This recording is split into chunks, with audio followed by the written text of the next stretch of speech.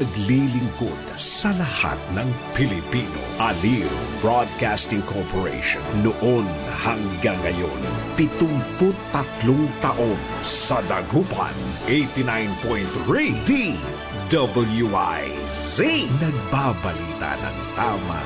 Naglilingkod ng tama. Todo Balita, Lunes hanggang Sabado dito sa DWIZ-FM 89.3 News Radio Dagupan.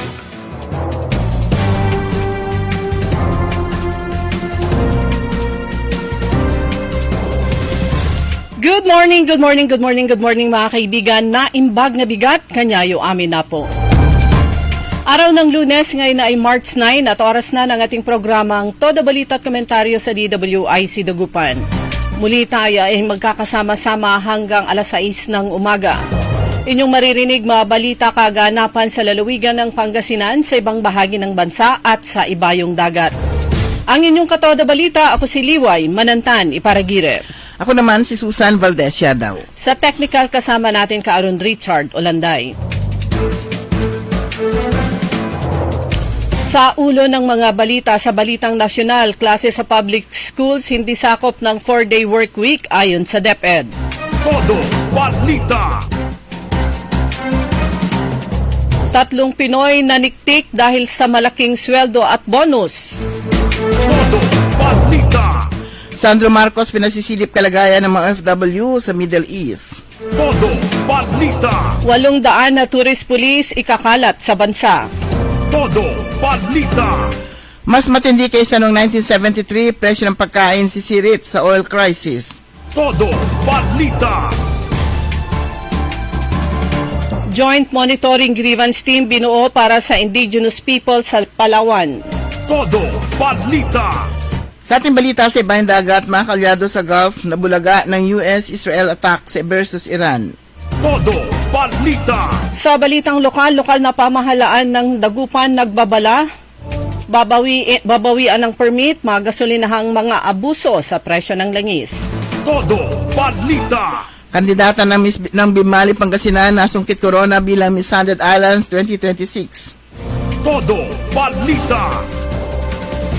Sa gitna ng pagdadalamhati, Congresswoman Gina De Venecia tuloy-tuloy ang kanyang paglilingkod sa distrito.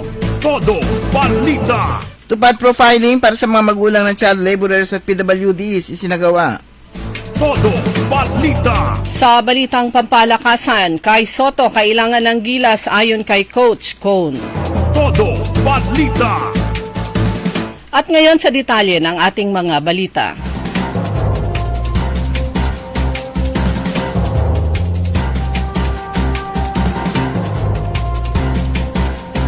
Nilinaw ng Department of Education na ang klase sa mga pampublikong paaralan sa bansa ay hindi saklaw ng ipatutupad na 4-day work week ng pamahalaan. Ayon kay Education Secretary Sani Angara, ang tanging sakop lamang ng 4-day work week ay mga opisina ng DepEd. Aniya, mananatili pa ring 5 araw ang pasok ng mga mag-aaral sa public schools. Nauna dito, inanunsyo ni Pangulong Ferdinand Marcos Jr. na simula ngayong Lunes, March 9, magpapatupad ang ilang ahensya sa ilalim ng executive branch ng 4-day work week. Layunin nitong magtipid ng enerhiya at kuryente at bilang paghahanda na rin sa posibleng pagtaas ng presyo ng langis dulot ng tensyon sa gitnang silangan. Posibleng sumilit ang presyo ng pagkain sa buong mundo dahil sa lumalalang bakbakan sa Middle East na nagtutulak pataas sa presyo ng langis at fertilizer ayon sa babala ng Agricultural Market Information System. Kapag nagmahal ang enerhiya at fertilizer, tatamaan ang gastos ng mga magsasaka mula produksyon hanggang biyahe ng mga produkto na pwedeng mauwi sa mas mahal na pagkain sa merkado. Ayon sa March Market Assessment ng AMIS, na dagdagan ng banta sa global agriculture dahil sa tensyon ng geopolitics at weather at climate changes. Kapag sumipa ang presyo ng langis at fertilizer, susunod agad ang pagtaas ng farm expenses, shipping costs at presyo ng pagkain. Sa ngayon, magandang panahon para sa dry season planting ng Pilipinas dahil sa patong supply ng tubig. Ngunit may nakambang El Nino o matinding tagtuyot na masama sa mga tanim ng palay. Nagbabala naman si Ombudsman Jesus Crispin Remulla na ang nararanasang oil crisis sa buong mundo ngayong taon ay posibleng mas masahol pa sa nangyari noong 1973. Hinikayat ni Senator Francis Escudero ang pribadong sektor na gayahin ang ipatutupad na 4 na araw na trabaho sa ilang linggo dahil maaaring makabawas ito ng 3.5 billion pesos na pagkalugi sa trapiko araw-araw. Ginamit na basihan ni Escudero ang pag-aaral na ginawa ng Japan International Cooperation Agency o JICA na nagsabing 3.5 billion pesos ang nawawala araw-araw sa ekonomiya sa traffic sa Metro Manila at kung hindi hahanapan ng solusyon, aabot ito sa 5.4 billion pesos pagdating ng taong 2035. Ang staggered work hour scheme ang isa sa naisip na solusyon ng gobyerno upang mapagaan ang epekto ng pagtaas ng presyo ng gasolina sa gitna ng tumitinding tensyon sa gitnang silangan. Sinabi ni Escudero na ang ganitong mga flexible na solusyon ay makakatulong na mabawasan ang pang-araw-araw na demand sa transportasyon.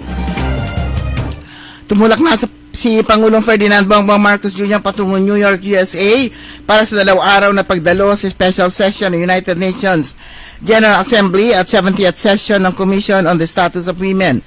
Ang Presidential Communications Office, alas 10 ng umaga nitong linggo, March 8, umalis ang Pangulo kasama ang delegasyon nito.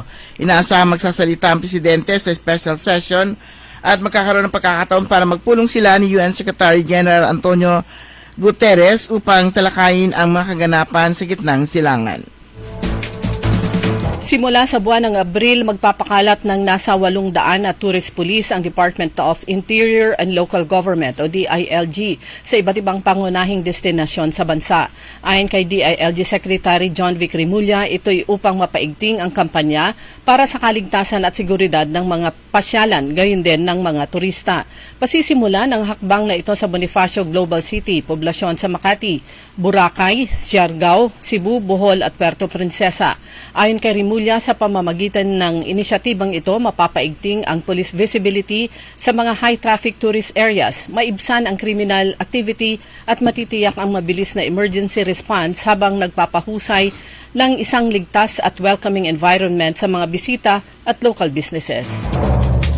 Naghain si Senate Committee on Foreign Relations Chairman Senator Erwin Tulfo ng panukalang batas na magbibigay ng interest-free loan para sa mga OFWs sa ilalim ng Senate Bill number 1696 o ang OFW Pre-Employment Loan Assistance Act. Ang mga OFW na may valid contract ay pwedeng humiram ng hanggang 100,000. Prioridad ito o dito ang mga first-time OFW na sasailalim din sa libreng financial literacy seminar bago lumipad pa ibang bansa. Bilyong-bilyong dolyar ang ambag ng mga OFW sa ating ekonomiya, pero madalas mag-isa lang silang nagkakanda kuba sa hirap para lang makaliko ng pambayad sa pre-departure requirements sila, ani Tulfo. Pagbabahagi pa ng senador, maraming OFW sa lumalapit sa Action Center para humanap ng pambayad sa mga requirements na ito at kadalasan makapit na sila sa mga loan sharks para lang makakuha ng pambayad sa mga pre-departure fees.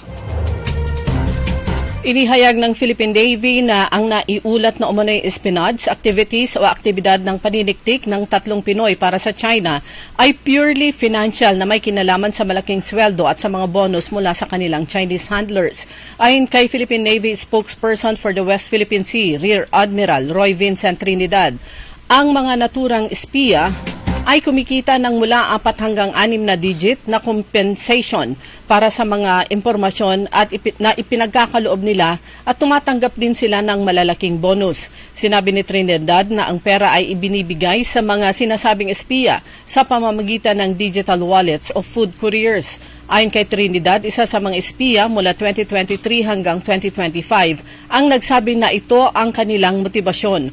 Huli na ay niya nang malaman niya na nag-espiya siya para sa China, ngunit sinabing kailangan niya ng pera. Aniya, isa sa mga sinasabing espiya ay nagsisisi sa kanyang ginawa matapos na may isang tauhan ng Philippine Coast Guard ang nasaktan sa isa sa mga agresibong pagmamaniobra mula sa China at ibinunyag ang tangkang pag-recruit sa kanya upang magbigay ng sensitibong impormasyon. Dumako naman tayo sa ating mga balita sa ibayang dagat. Ibinida ng Islamic Revolutionary Guards Corps na ng Iran na kaya ng kanilang bansa na ipagpatuloy ang matinding digmaan laban sa Estados Unidos at Israel sa loob ng 6 na buwan kung kinakailangan. Sa isang pahayag, sinabi ni Ali Muhammad Naini, tagapagsalita ng Revolutionary Guards na Armed Forces of the Islamic Republic of Iran ay may kakayahang ipagpatuloy ang hindi bababa sa 6 na buwang matinding tigmaan. Ayon sa IRGC na target na nila ang mahigit 200 na lokasyon na may kinalaman sa mga base at pasilidad ng Amerika at Israel sa buong rehiyon. Nagsimula ang gulo matapos ang pagsalakay ng US at Israel noong Pebrero 28 na pumatay sa Supreme Leader ng Iran na si Ali Khamenei at nagudyok ng digmaan sa gitnang silangan. Bilang tugon, isinagawa naman ng Iran ang mga pag-atake gamit ang drone at missile na tumama rin sa makalapit na bansa na nagsasabing wala silang kinalaman sa digmaan. Kabilang sa naparalisa ang operasyon ng Dubai International Airport na siyang mahalagang airport na manibibiyahe patungong Europe at Asia. Nitong linggo, March 8, ay bumalik sa partial operation ang paliparan. Dumako naman tayo sa mga balitang lokal. Sa lungsod ng Dagupan, nagbigay si Mayor Belen Fernandez ng malinaw na babala sa mga gasolinahan dito sa Dagupan. Ang mahuhuling mag-hoard ng supply, mag-overprice o mananamantala sa sitwasyon ay maaaring bawian ng business permit.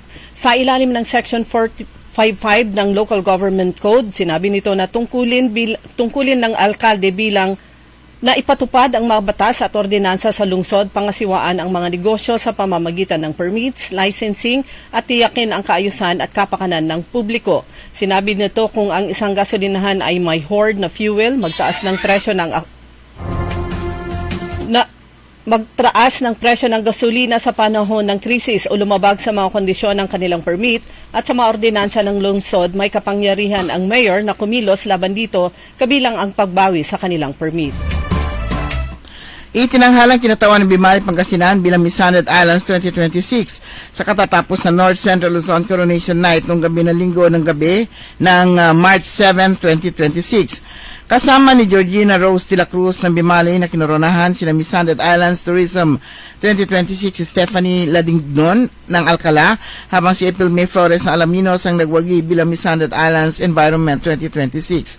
Samantala si Rosemary Erang ng Rosales ay itinanghal na first runner-up, habang si Rosemary Medina ng Pampanga ang second runner-up. Sa 21 napiling kandidata, 3 umatras sa iba't ibang dahilan at ang natira 18 kandidata mula sa iba't ibang bahagi ng North Central Luzon ang nagtagis sa patimpalak na may temang 100 Islands, 1,000 Stories, kung saan ipinakita na makalahok ang kanilang kagandahan, talino, talento at pagmamalaki sa kultura. Ang patimpalak ay bahagi ng pagdiriwang ng 100 Islands Festival 2026.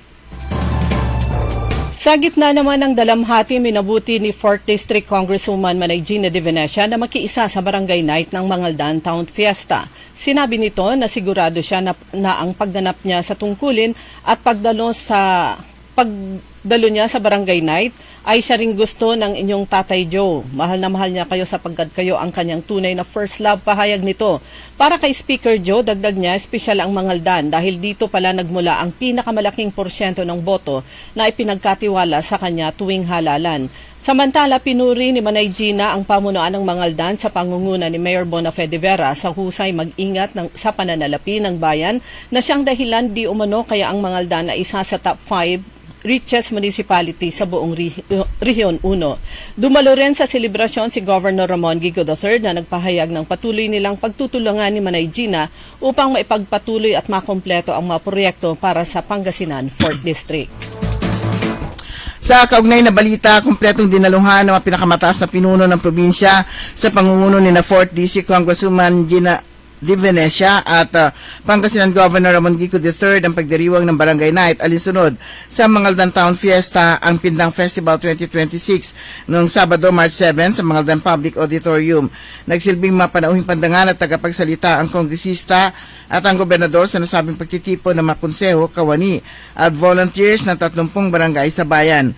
Tampok na aktibidad ng kapistahan ng Barangay Night na suportado at dinaluhan ng opisyal ng lokal na pamahalaan sa pamumuno ni Mayor Bonafede Vera Paraino kasama si Vice Mayor Attorney Fernando Juan Cabrera at mga konsehal ng bayan. Nagpamalas sina suporta sa mga lingkod barangay sina Vice Governor Mark Ronald Lambino kasama sina 4th District Board Members Dr. Jerry Ajerico Rosario at Marinor de Guzman. Sa Baguio City naman, sa ulat na ibinahagi ng PTB4 Cordillera, sugatan ang 7 magkakamag-anak na turista mula sa lungsod ng Dagupan dito sa lalawigan ng Pangasinan sa pagsabog ng naglokong fireworks malapit sa skating rink sa Burnham Park sa Baguio.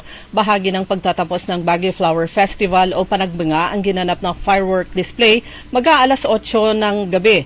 Kabilang sa mga sugatan ang 5 babae at 2 lalaki na itinakbo sa SLU Hospital.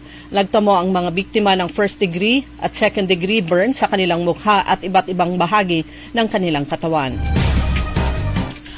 Sa Bayan ng Bayambang, isinagawa noong March 6, 2026 sa Balon Bayambang Event Center ang profiling para sa mga benepisyaryo ng tulong panghanapbuhay sa mga disadvantaged, displaced workers ng Department of Labor and Employment na nakatuon sa mga magulang ng child laborers at mga kabilang sa persons with disability o PWD sector. Pinondohan ng DOLE ang aktibidad at pinangunahan ng mga kawani ng DOLE CPFO ang profiling sa tulong ng mga staff ng Public Employment Service Office, Bayambang at ilang OJT trainees.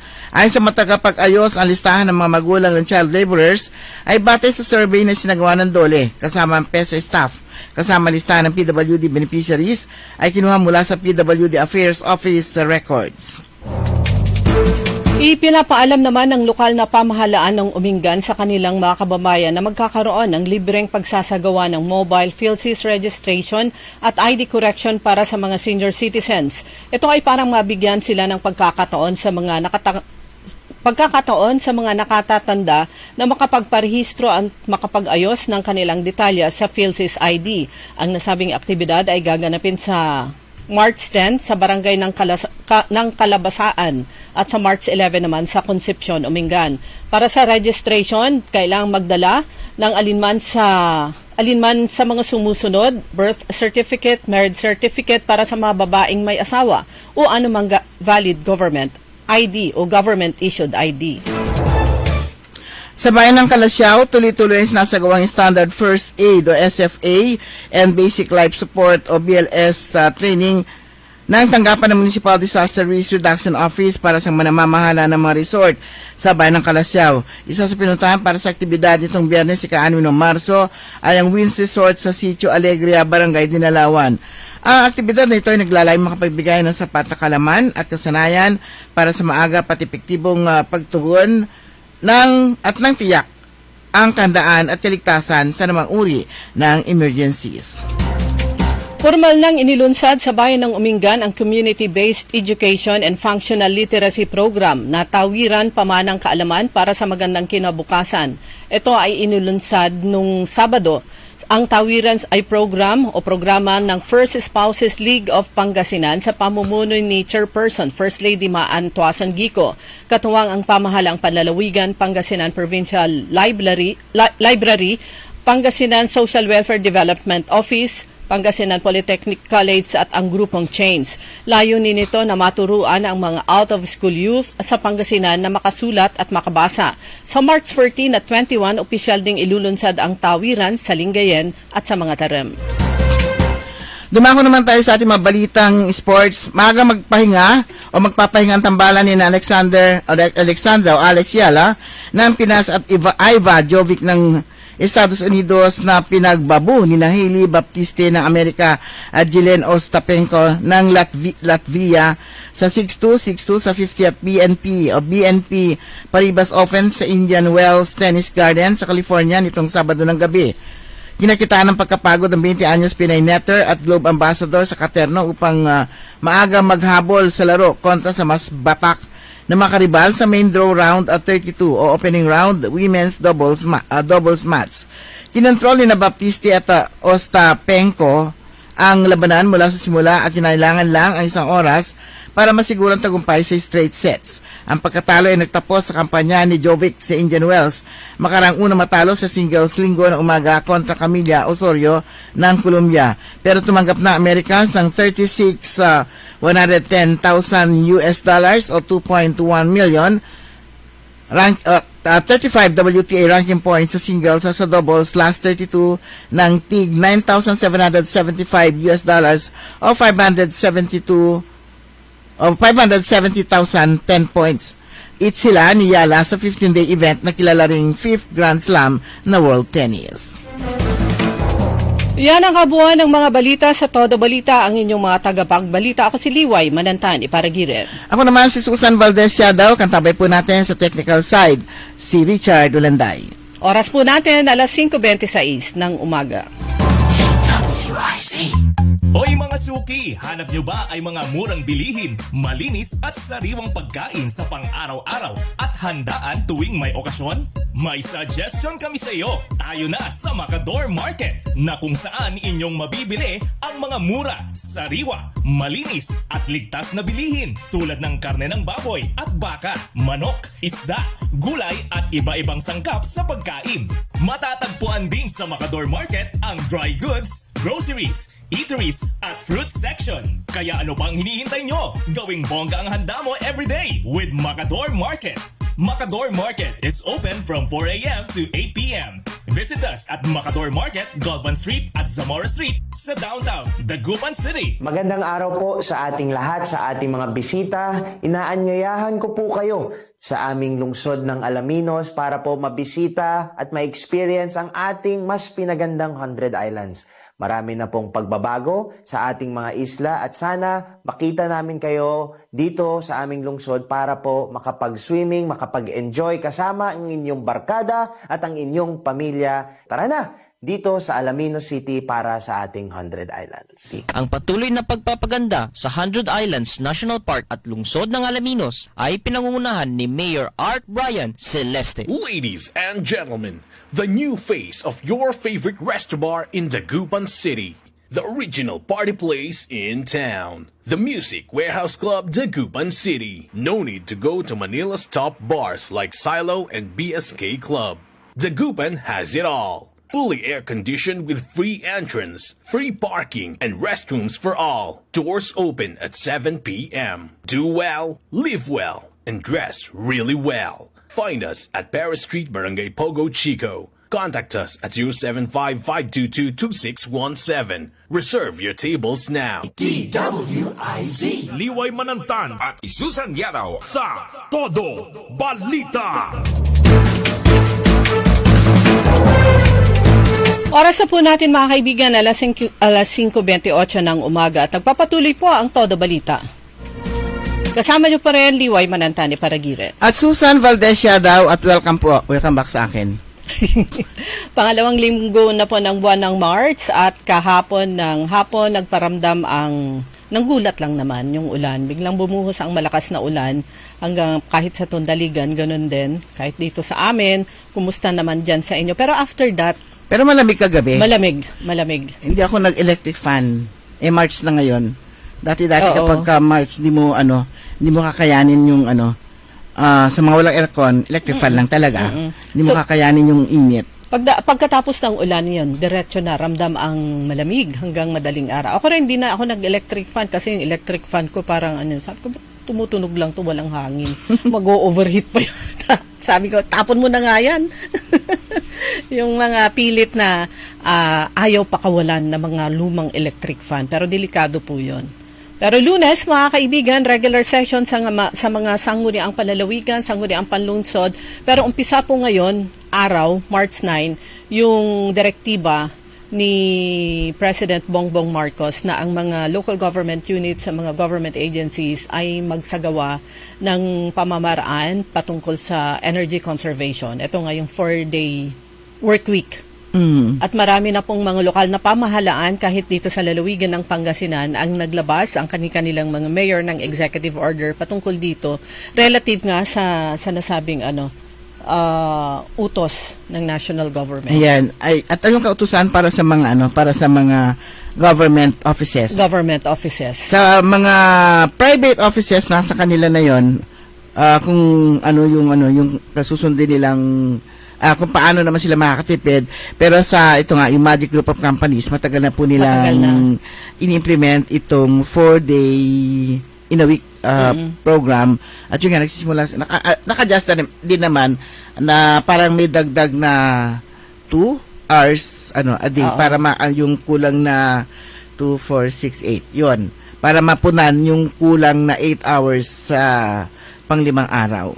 Sa mga local government units, kagaya sa lungsod ng Dagupan yung nakita natin, mag-uumpisa ng alas 7 ng umaga hanggang anong oras na yon, may adjustment po yon. Sa mga terem, naglabas na rin po ang Mayor Executive Order number 143 series of 2026. Compliance, sabi dito, in compliance with Memorandum Circular number 114 issued by the Office of the President bilang bahagi nga ng national effort na implement yung energy conservation measures. So implement din nila starting today ang 4-day work week sa mga terem, pero ang umpisa Monday to Thursday alas 7 ng umaga hanggang alas 6 ng gabi. Pero sa lahat ng opisina, except yung frontliner services katulad ng Rural Health Unit, MDRRMO, MSWDO, patuloy yung regular na operation po nila, yung work hours, kasama na yung mga sa market, slaughterhouse, garbage collector. Yan naman yung hindi pwedeng bawasan yung kanilang oras. Ganon din sa Burgos, ganon din. Alas 7 ng umaga hanggang alas 6 ng gabi. Ayan, at sana wag gumaya ang wag gumaya ang mga ospital at saka mga kapulisan. Kasi kuminsan ang kahit na 'di ba ang Regional Medical Center basta holiday din sila. Yung kanilang outpatient department. Sa probinsya ng La Union, naglabas na rin ng public advisory ang provincial government, sabi dito in support nga sa Malacanang Memorandum Circular. So ang starting today, ang Monday to Thursday, alas 7 ng umaga hanggang alas 6 ng gabi, ang kanilang trabaho. Friday, non-working day. Pero syempre yung mga essential offices. Palagay ko sa Dagupan ganun din hanggang alas 6 para makompensate yung ilang oras na mawawala sa araw naman ng Biyernes, yung 8 hours. So, yun po. Adjustment at yung mga nakikita nating mga pictures kahapon na pinupost sa Facebook kagaya sa Pangasinan, meron yung ilang mga gasoline stations na nakalagay doon out of stock. Wala daw sila, naubusan sila ng stock. Oo. Ganyan naman yung style nila, pero kapag tataas, ang bilis nila. So, yun, inaasahan itong linggo ito ang bukas yan ng pagtaas yan. Kaya kung meron kayong kung meron kayong pang full tank na. Palagay ko siguro, ganun ang nangyari sa ilang mga gasoline stations, yung mahahaba ang pila at meron silang pang full tank. Sige. Yan, sinimulan na nga nila last week, di ba? Yung nakita natin na ang haba na ng pila sa mga gas stations. Kaya sabi ko, may panic buying ng gasolina. Pero itong mga panahon na to, sana din kung panawagan ng LGU Dagupan sa mga nagbebenta ng kung meron siyang warning sa mga nagbebenta ng gasolina sa Dagupan, sana din warning din, sigurado ito sasakyan na naman ito ng mga tricycle drivers na ang pagtaas ng gasolina. So kung mataas na dating sigil nila, i-maintain lang nila yung taas. Siyempre wala lebaraan danatan. Parang ang minimum is 40. Hindi mo na alam kung magkano minimum sa dun sa amended ordinance. Dun sa legal. Sa amended ordinance, 30 sa first 2 kilometers. Yan, dun sa legal, dun sa legal na kapapasang ordinansa ng syudad. Pero hindi po 'yun nasusunod. Talagang meron silang hanggang sa ngayon meron pa rin, hindi naman nabago yung kanilang hindi naman nabago yung sistema ng paniningil nitong ating mga tricycle drivers. Talagang hindi ko maalala, nagbayad ako ng 30. 40 pag 40 na manervous ala, yakin ito pak damay bayar ko. Parang 50 pinakamababa na bayaran ngayon sa mga tricycle drivers. Kadalasan 60, 70, 80, my God. Sana ang pagtuunan din ng pansin sila na lang yung tutukan ng POSOC.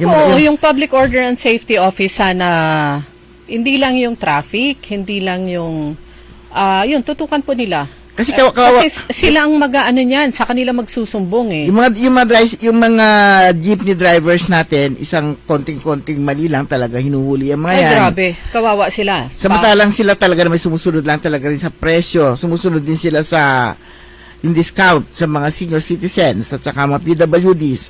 Sumusunod sila sa yung kapakanan ng mga ng mga pasahero.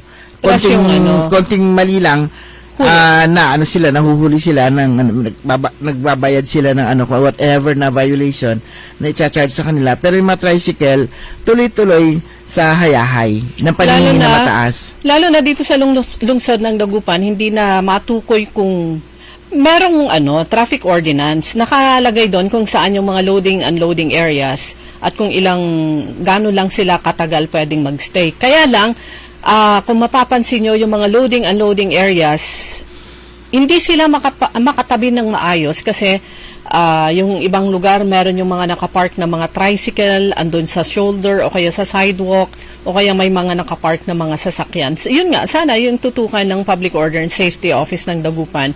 Total, napakarami naman na pong pulis na, ang dami pong pulis sa Dagupan. Like for example, yung pag sawata o kaya pag-stop sa mga nagko-cross dyan sa may traffic area, tapat ng tea house. Tapat ng BPI dito sa AB Fernandez Avenue, may mga pulis na naka-steady doon. Ganon din dito sa may Perez, before 5-star, may mga pulis, ang daming pulis. So, sana yung tutukan ng Public Order and Safety Office, yung tumulong sila. In the first place, yun nga, kasama sa trabaho nila. Tingnan na make sure na walang nag-overprice. Dahil in the first place, nung nagkaroon ng public hearing, patungkol sa pag-adjust nitong fare matrix ng Dagupan, kasama sila doon. Ayan, at although sinasaluduhan din natin ng poso, kahit paano kasi kahit na gabi, nagpapatupad pa rin sila ng, kung ano man yung nandiyan pa rin sila na ginagawa yung kanilang tungkulin. Pero sana yung mga, since naghigpit sila, kasi meron mga areas na dati namang open ang parking, tapos biglang hinuhuli na, makita mo walang signage. Yung pala ma-discover mo, may sign nasa taas. Kung nagda-drive ka, hindi mo makikita yung nasa taas na na sign na bawal ang parking. So mga yun, sana ayusin din nila ayusin din yung mga signages na total mayaman naman ang Dagupan City para magpagawa lang ng mga signage. Hindi naman problema siguro yung mga yan para ipagawa. At least ipakita nila para makatulong din yon, hindi lang sa mga poso, para na rin sa mga sa mga drivers o talaga sinasadya para marami silang mahuli. Kung minsan para tuloy ganun eh. Pero yung na rin, patupad na rin lahat pati yung sa umaga, yung pag-counterflow. Tama. Dapat na rin yan. Sinasabi nga nila, walang oras, yung mga pinapatupad na ordinansa, tuloy-tuloy yan kahit na anong oras. Kaso may oras pag sinabing, 7 na, pwede na mag-counterflow. Umaga na, pwede na mag-counterflow. Parang ganon. Pero kung minsan kasi, dun sa may traffic area, yung iba sumusunod dun sa ang agang nakasindi kasi ng mga traffic lights natin. So yung mga papunta dito sa downtown at papunta, yung manggagaling na Arellano, manggagaling ng Emis del Pilar, magagaling ng yung doon sa amin, doon sa Tambak o Bulusan, at magagaling ng Arellano, magagaling ng Emis del Pilar, tumitigil sila doon sa doon sa kung ano man yung nakasaad doon sa doon sa traffic lights. Pero yung mga nagagaling dito sa downtown na hindi naman kasama, dire-diretso lang sila. So, yun yung dilema na ikaw sumusunod ka sa sa traffic lights pero meron mga hindi. So yun, sinasabi mo nga Karoliway, marami naman pulis, marami naman ng di mag-schedule na sila, sobra-sobra, mag-schedule na rin sila sa mga oras na wala naka-duty. At saka dito sa pag ganitong oras, market hours dito sa Dagupan, ang daming mga naka-double park na mga tricycle, mga garong dito sa may downtown area. Pwede naman silang mag-park doon sa bandaron, di ba? Ang haba-haba naman, pwede naman hanggang sa double parking. Malapit dito sa kanto ng Rizal. Ang haba niyan, kakasya sila lahat. Pero nagdo-double park sila, nagkukos ng traffic dyan sa may downtown.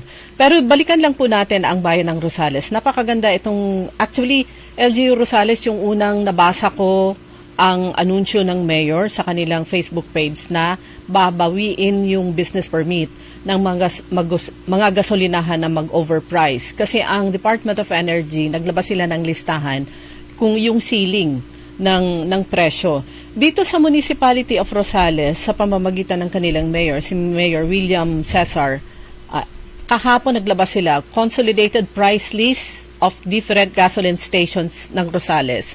So dito sa listahan nila, merong 22 na gasoline stations sa bayan ng Rosales at nakalagay doon kung ano yung gasoline price, kwanto ay. Yung isa sa CA gas station sa Carmen East, nakalagay out of stock na lahat. So, sarado yung kanilang gasolinahan. Ang ganda, andito yung price list. So, makikita doon, hindi, pag lumagpas doon sa presyo na itinalaga ng yung ceiling, yung maximum ng Department of Energy, pwede silang kasuhan o kaya maisara yung kanilang So may ceiling, kaya pala hindi pare-pareho yung Oo, may ceiling. Pare-pareho yung presyo. Para yung Shell, diyan sa Tambak, mas mura ng konti. Umusog ka lang ng konti diyan sa Tapuac, mas mahal. Pero umusog ka ng konti doon sa Bimali para mas mura. Pinakamahal na yata diyan sa Tapuac eh. Merong ibang areas din na basta hindi pare-pareho yung kanilang yung kanilang presyo ng gas at saka ng diesel.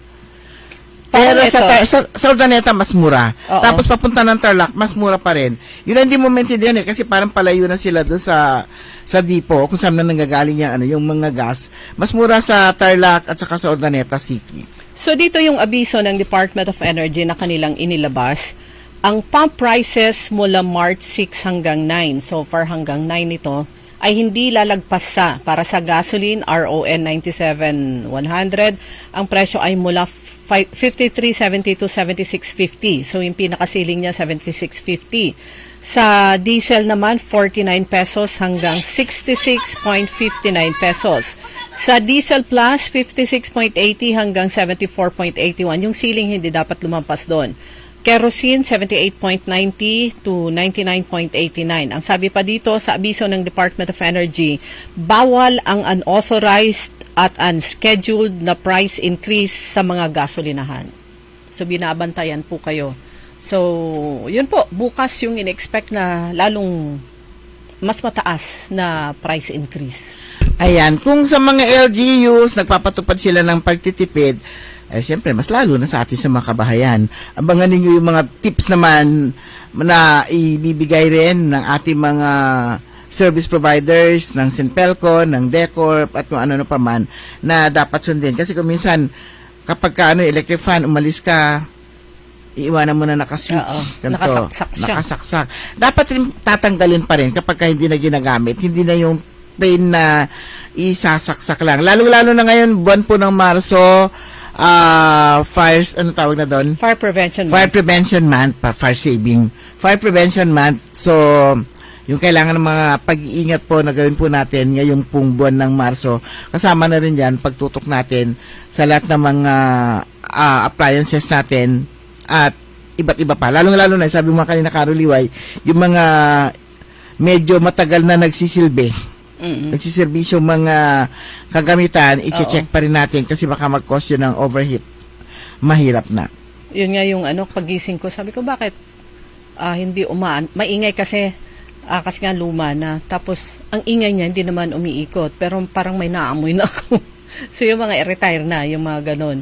About conservation, ibahagi lang natin sandali ito mula naman sa Central Pangasinan Electric Cooperative. Ito po ay ipinupost nila every now and then, lalo na pag ganitong tang-init. So, bakit kailangang mag-conserve ng energy? Number 1, para bumaba yung ating monthly bills. Pangalawa, prevent power overloads. Kasi pag sobrang yung napakalaki yung consumption natin, mas malaki. Nagkakaroon ng overload din sa distribution. So biglang nagkakaroon ng trip off. Protect the environment and lastly support a sustainable Pangasinan. So isa pa dito nakalagay, unplug appliances kung hindi ginagamit. Iset yung aircon at 24 to 26 degrees centigrade and clean filters regularly. At maximize natural lighting during daytime. Eto maganda tong ng Decorp. Sabi niya, hang your clothes instead of using the dryer to save energy. Reduce heat inside your home and lower your electricity bill. Plus, nothing beats the fresh scent of sun-dried laundry. Tama. Skip the dryer and let the sun do the work. O, Correct. diba? napakagandang tips. Yung iba kasi tamad na magsampay ng basa ang damit. At saka, iwasan ang wash and wear.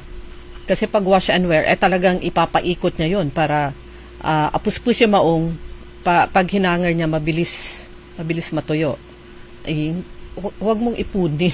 Kasi wash and wear, i-washing machine niya, i-spinner. Isang piraso lang. O, i-spinner. Pag magdamag naman sa init ng panahon, halos yung iba na maninipis, tuyo na kinabukasan. True. Pero mga kaibigan, bilis po ng oras natin. Ganap na pong alas 5:46. Babalik po tayo pagkatapos po lamang ng ilang paalala.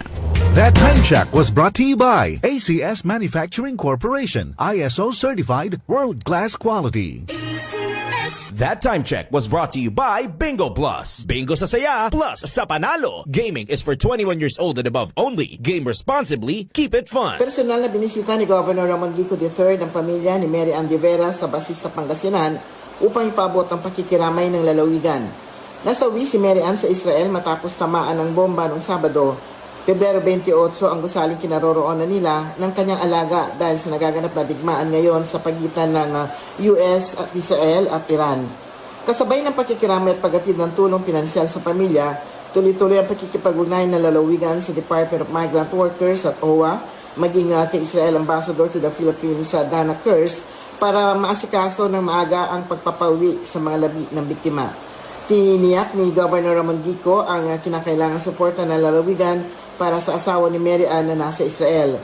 Kinikilala ng lalawigan ng Pangasinan ng tapang, sakripisyo at kabayanihan ni Mary Ann habang tinutupad ang kanyang tungkulin bilang OFW sa Israel. Abangan ang susunod na balita mula sa Kapitolyo ng Pangasinan. Ako po, si Susan Niadaw, nagbabalita ng tama, naglilingkod ng tama. Ladies and gentlemen, the new face of your favorite resto bar in Dagupan City. The original party place in town. The Music Warehouse Club, Dagupan City. No need to go to Manila's top bars like Silo and BSK Club. Dagupan has it all. Fully air-conditioned with free entrance, free parking, and restrooms for all. Doors open at 7 p.m. Do well, live well, and dress really well. Find us at Paris Street, Barangay Pogo Chico. Contact us at 075-522-2617. Reserve your tables now.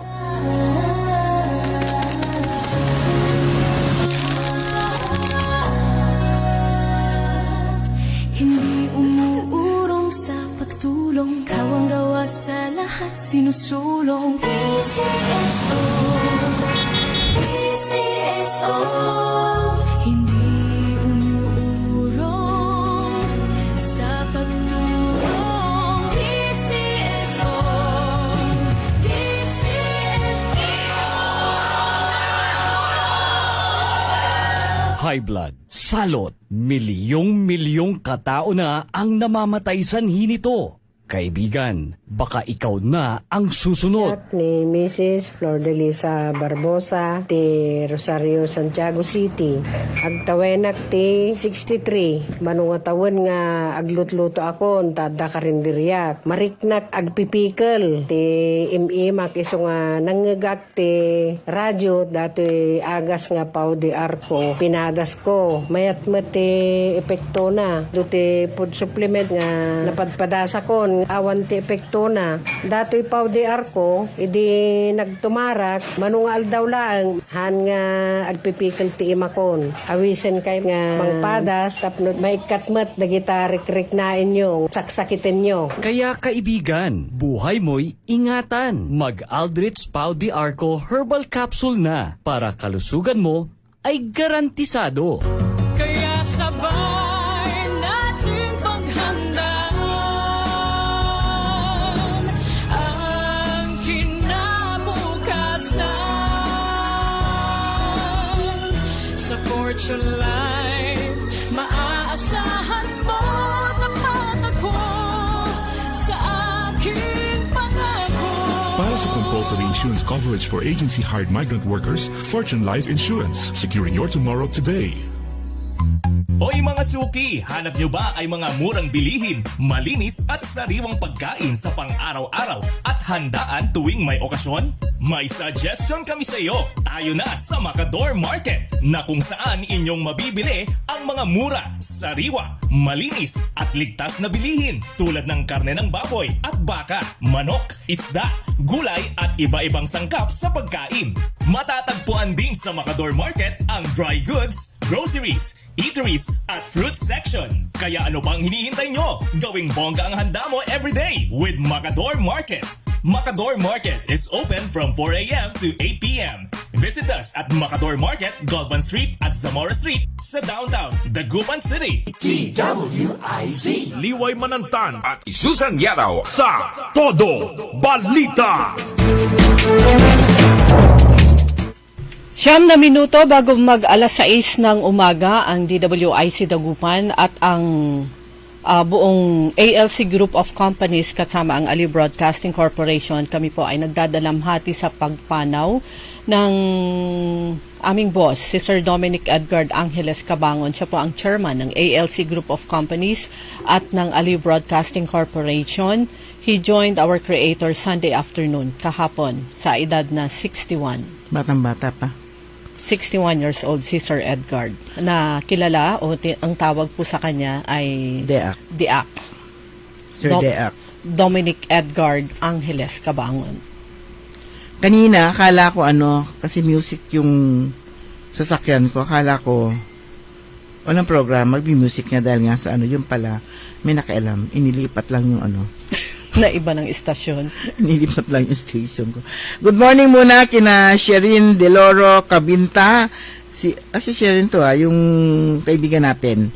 Sweeter yung anak niya. Oo, tsaka kasama ko to sa PTA sa St. John. Oscar Dolormente, Ernesto Musada Jr., Melvin Pelinta, Romulo Espinosa, Agustin Perez, listening and watching from Sacramento, California, USA. Rebecca Bernardino, Glory Sanchez Maramba, Nelda Peralta, Estrella Carmelo, Evelyn Soriano Paragas, si Sir Napoleon ko, at saka siyempre, Kuya Benji! Kuya Benji Tan, good morning! Yan, Kuya Benji, yung request ko, ready ko nang kunin.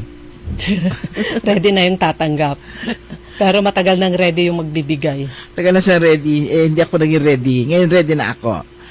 Ayan, merong rito, merong paalala mula sa mula naman sa Bayangbang, pero ito ay paalala sa lahat, siguro hindi lang sa Bayangbang, na mahigpit na pinagbabawal ng paggamit ng yellow o colored lights sa mga meat stalls, pati na rin ang paggamit ng dye o colorant para mapaganda ang itsura ng karne. Ito ay alinsunod sa Republic Act 1794 o Consumer Act of the Philippines, Section 52, laban sa deceptive sales practices, panagsaol.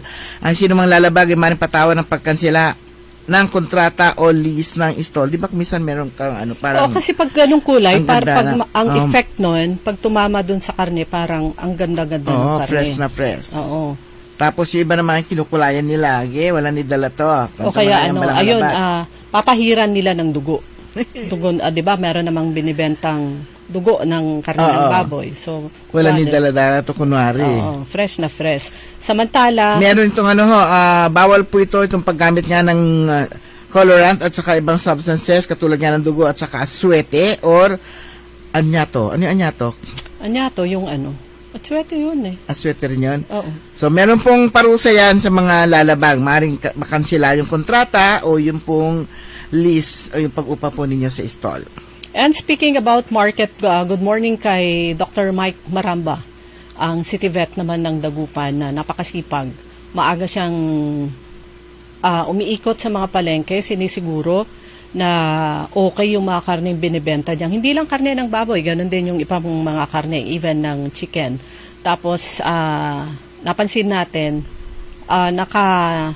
naka-display yung mga business permit, kung ano man yung mga documents na kailangan para makapag-operate ang isang meat vendor.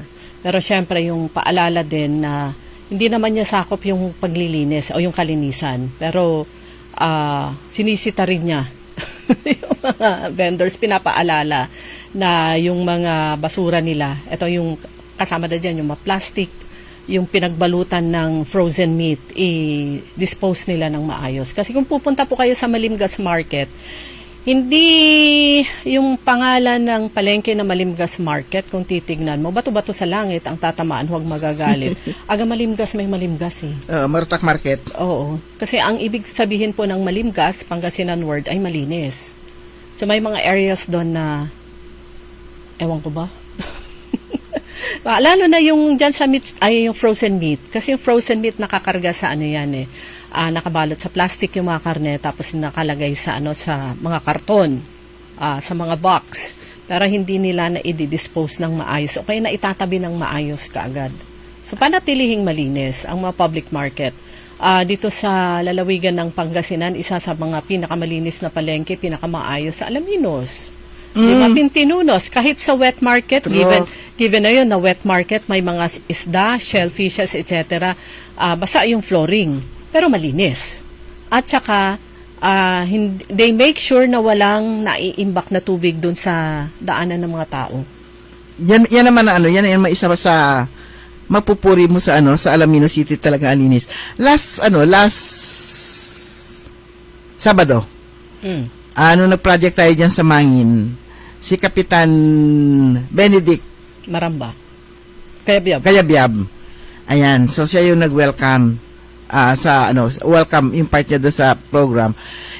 Sinamantala na rin niya yung yung pagkakataon yon para mapagsabihan yung kanyang mga kabarangay na yung pagiging malinis ng barangay. Amaso talaga ng purog to. Parang kaya nagpasalamat siya nagpasalamat siya sa Inner Wheel at nagkaroon siya ng pagkakataon na masabi yung kanyang gusto sa kanyang mga kabarangay, yung kalinisan na dapat ipatupad. Sabi niya, ang dali-dali naman na trabaho kung na tayo magtutulungan. Sabi niya, yung importante nga yung kahit na malit lang na basura, pagtulungan. Kasi kapag lahat naman nagtutulungan talaga, sa mga nagagaling ang basura, hindi naman ang gobyerno ang gumagawa ng basura, kundi tayo rin.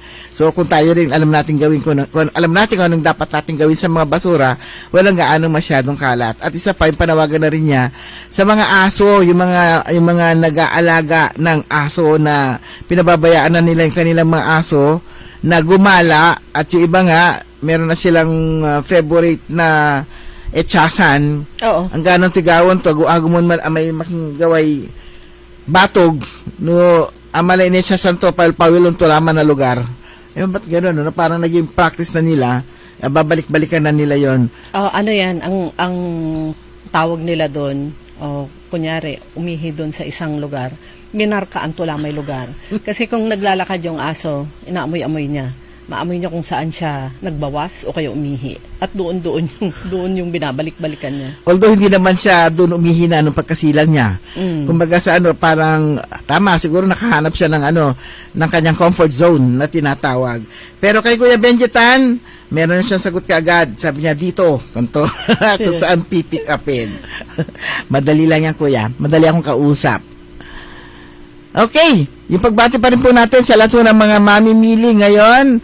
Ayan, kung yung gulay kasi habang mura, hindi mo naman pwedeng istakin. Kaya nga, iilan lang yung gulay na pwede mong stock ng 1 week or less than 1 week. The rest, stock mo, mag-iiba yung kulay, pagtagal, nalungtutan. Lalo na inaasahan na pagtaas ng mga presyo ng bilihin, yun sana yung maganda istakin, mga pagkain, pero hindi naman sila pwedeng tumagal din. Kailangan din fresh kahit paano yung mga lulutuin din po natin sa ating bahay. Pero yan, na lang yan, marami yung marunong mag-budget. Siyempre, kung ano yung kaya ng budget, kung mahal yung gulay, hintay mo na lang siya magmura para makatikim ka. O kaya, kunyari lang, tumaas yung presyo ng sayote, yung isang peraso, makawaras ang dijay. Oo.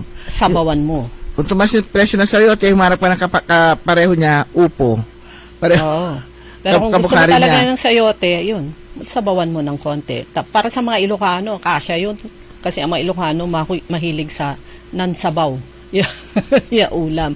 Good morning at si Cora Aquino at Kuya Marjan sa Barangay Tabang at ganun din kay Ka-Aaron Grace Matro at saka kay Nanay Dading. Yeah, at saka sina Mamata and Tropa. Good morning at saka kay DC Vian. Yan. Pero wala na tayo sapat na oras. Ang tabayanan po ninyo. Susunod agad, early in the morning, makasama po ninyo si Karen Orly Navarro, programang Todo Balita at Komentaryo. Kami po yung mga nakasama sa technical side, si Ka Richard Ulanday. Ako po si Liway Manantan Iparagire. Ako naman si Susan Valdez Siadaw. Magandang maga po sa inyo lahat.